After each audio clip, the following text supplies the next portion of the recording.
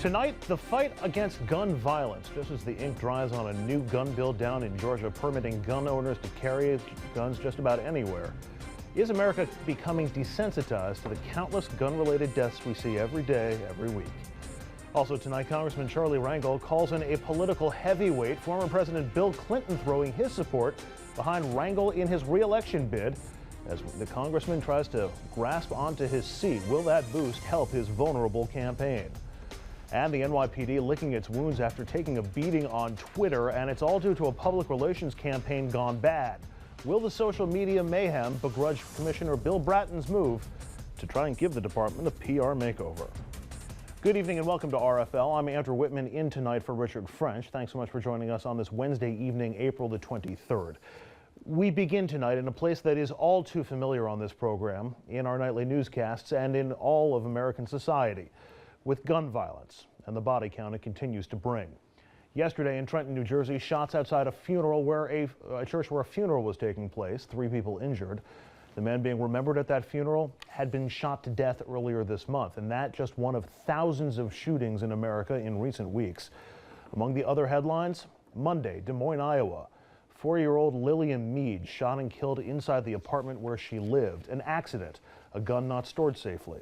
Not clear who her shooter was. It may have been a family member. No charges yet. There may not ever be.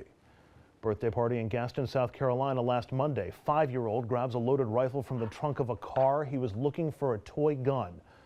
A 7-year-old girl shot in the chest, dead. Another 5-year-old boy shot in the arm. No charges yet. There may not ever be. Yesterday, Franklin County, Virginia, 12-year-old boy and his 7-year-old brother are at a neighbor's house. Older boy finds a handgun, gun goes off, 7-year-old killed instantly. No charges yet, there may not ever be. Last Tuesday, a 4-year-old in Northwest Pennsylvania finds a loaded gun in their home, shoots his 2-year-old brother in the face. Mom was sleeping at the time. The 1-year-old in the home was not hurt. Again, no charges yet, there may not ever be. And I could go on and on and on with shooting after shooting, just involving kids as the victims, and all from the past 2 weeks, even though time and time again we've heard that things were going to change when it comes to guns and violence. It was supposed to change out in 1999 after the shootings in Columbine. 12 students and a teacher dead. The 15-year anniversary passed last week with barely a whisper. Supposed to change in 2007 after Virginia Tech. 32 people dead. The 7-year anniversary also last week, also with barely a whisper. And it was supposed to change in 2012 after Newtown. 26 people died, including 20 grade schoolers. But of course, nothing has changed. It's been 16 months now since the massacre at Sandy Hook Elementary, and if we take estimates from the Brady Center, in that time, we've had 42,049 gun deaths in this country in just the past 16 months since Newtown. Also since Newtown, more than 95,000 people in this country have been injured from gun violence. And then there are the kids. Since Newtown, guns have taken 3,772 of our kids from us.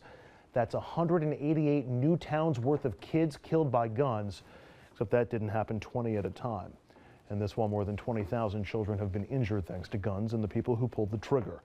And as we reported time and time again since Newtown, most of the movement on guns legally has been to make them more available to more people in more places than ever before.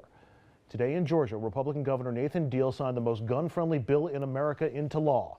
Called the Guns Everywhere Law by some, it allows guns in bars, guns in government buildings, guns in houses of worship, guns in public housing, and guns in schools. It also prevents any sort of gun owner database from being created. It ends the licensing of gun dealers, ends fingerprinting for carry licenses, and expands legal defenses for anyone who uses deadly force. Why? Today, our generation reiterates the desire for this fundamental right for our own reasons. While we still guard against tyranny, the Second Amendment should never be an afterthought. It should reside at the forefront of our minds. Just hours before that bill became law in Georgia, a man in suburban Atlanta shot and killed a woman described as a family friend, shot another man in the mall parking lot who was trying to help her. The gunman later turned the weapon on himself. Of course, there have been victories for gun control since Newtown. Connecticut, New York, New Jersey did pass gun control laws. Governor Cuomo signed the SAFE Act just months after Newtown. Then last week, the deadline to register assault weapons arrived. So critics encourage people not to register and to even shred their registration papers, which this group in Buffalo did. Some sheriffs have said they won't enforce the SAFE Act. Some counties have passed resolutions encouraging Albany to repeal the law. So for those who want to see an end or just a slowdown in the number of America's gun deaths, is there any hope out there? Former Mayor Michael Bloomberg is trying. He's putting about $50 million into gun control to try to take on the NRA. The umbrella group he is funding is called Every Town for Gun Safety.